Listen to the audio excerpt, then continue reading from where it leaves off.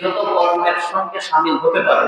একটা মানুষের জীবনে বৈচিত্র্যময় যে কর্মজীবনটা, এই বৈচিত্র্যময় কর্মজীবনের প্রতিটি পদক্ষেপের প্রতিটি কর্মপদ্ধতিতে মুহাম্মদ সাল্লাল্লাহু আলাইহি ওয়াসাল্লামের অনুসরণ করা, তার পদাঙ্ক অনুসরণ করা, এটি হলো সুন্নাহ। শুধু নামাজ রোজা হজ জাকাতের মধ্যেই সুন্নাহ কিন্তু সীমাবদ্ধ নয়। আপনি আপনার মেয়েকে বিবাহ দিবেন, এই মেয়ে বিবাহ দেওয়ার মধ্যে সুন্নাহ তরিকা আছে না নাই? নবী সাল্লাল্লাহু আলাইহি ওয়াসাল্লাম তার 4টা কন্যাকে বিবাহ দিয়েছেন, 4টি মেয়েকে বিবাহ দিয়েছেন। তিনি কিভাবে দিয়েছেন, কিভাবে জামাই নির্বাচন করেছেন, মেয়ের বিবাহের অনুষ্ঠান কিভাবে করেছেন, সেখান থেকে শিখতে হবে। নবীজি নিজেও বিবাহ করেছেন, তিনি কিভাবে বিবাহ পদ্ধতি অবলম্বন করেছেন, কিভাবে করেছেন, কেমন মেয়েদেরকে তিনি এলাও করেছেন।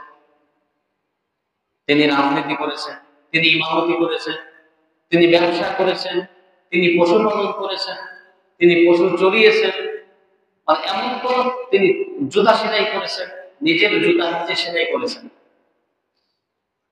এই জন্য প্রত্যেকটি কর্মের মধ্যেই নবী মুহাম্মদ সাল্লাল্লাহু আলাইহি ওয়াসাল্লামের সুন্নাত রয়েছে, তার দেখানো পথ এবং মত রয়েছে। এই সুন্নাতকে আমরা অনেকে অ্যাভয়েড করি। আমরা মনে করি যে না, সুন্নাত যদি না মানলাম তাহলে কি এত ক্ষতি হবে, সুন্নাত না মানলে কি এমন ক্ষতি হবে। দেখুন, এই সুন্নাত না মানার প্রতি সর্বপ্রথম সুন্নাতকে না মানাতে নবীকেই না মানা। আপনি বললেন যে প্রধান উপদেষ্টা ডক্টর মোহাম্মদ ইউনূস অমুক প্রজ্ঞাপন জারি করেছে, তার এই আদেশ নিষেধ না মানলে কি হবে? তাকে মানি, কিন্তু তার আদেশ বা তার জারি করার প্রজ্ঞাপন মানি না। এইটা তো পাগলও বোঝে যে এটা কখনো সম্ভব না।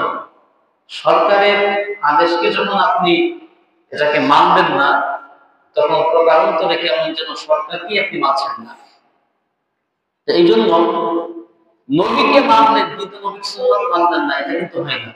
আবার সুন্নাতকে মানছেন না, নবীকে মানছেন, এটা হয় না। সুন্নাতকে না মানার এক অর্থ হচ্ছে কেমন যেন নবীকেই না মানা।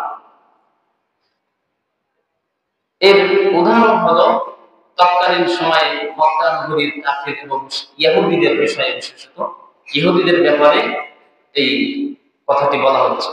আল্লাহ রাব্বুল আলামিন বলছেন যে নবীকে পাঠানোর উদ্দেশ্যটা কি, নবীকে পাঠানোর পেছনে কি উদ্দেশ্য ছিল। আল্লাহ তাআলা বলছেন, ওয়ালাউ আন্না আহলাকনাহুম বিআযাবিন মিন ক্বাবলিহি লাকালু